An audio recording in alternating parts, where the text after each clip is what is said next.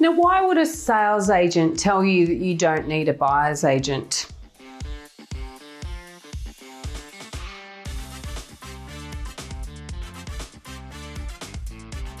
Well, one reason could be that they want to ingratiate themselves with you and bid at auction for you and negotiate deals with you because they know that you've got a property that they'd like to sell. It's common sense. And I did the same when I was a sales agent before I knew any better.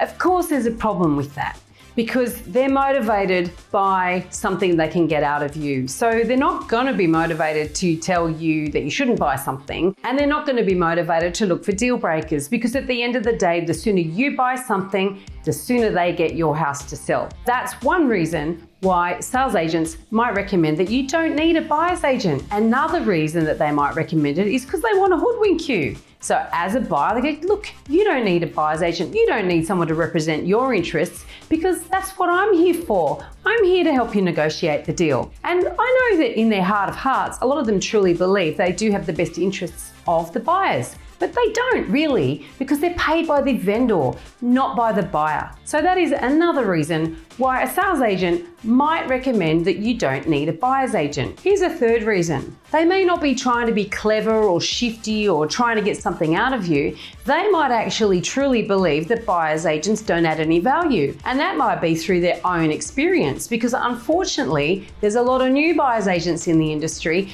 And I'm telling you right now, a lot of them don't add any value. Sometimes when I'm talking to sales agents, they'll tell me stories about how buyer's agents are competing to buy a property. And when I say competing, I mean putting high bids in because they want to get a buyer off their books, or because their ego's in play because they know that another buyer's agent that they don't like is also bidding on that property. And I know that temptation. I have to admit, when I go to an auction, I see other buyer's agents, my internal competitive streak wants to win too. I get it.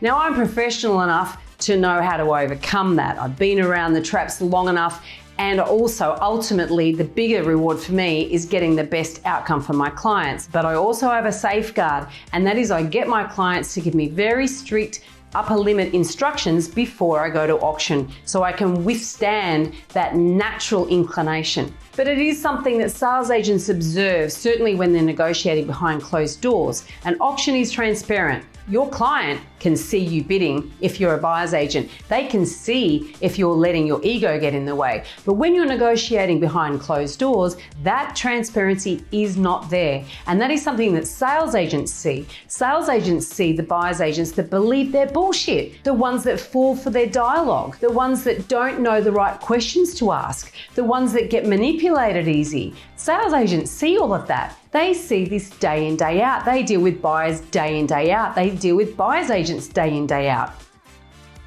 Whilst a lot of sales agents might recommend that you don't use a buyer's agent, maybe for their own nefarious means, or maybe because they truly believe that you won't get good value from one, some others will recommend that you use a buyer's agent because they've got a comfy little deal with one. And even though I'm an advocate for using an experienced local specialist buyer's agent, unfortunately for you as a consumer, it's quite difficult to work out who the good ones are and who the bad ones are. A little test is to use a local agent and give them 3 names to choose from so that they're not suggesting somebody that they have a relationship with, and ask them what their opinion is of those buyer's agents. Now, if they give you a glowing opinion for one and not the others, or perhaps it's a good idea to ask, do you get a commission if you recommend that person? Although given you've given them the name, it's unlikely. So you might get some more unbiased feedback that way. But I gotta tell you, when sales agents start questioning the ethics of buyer's agents, we've got a real problem, because buyer's agents are meant to be the champion of the buyer.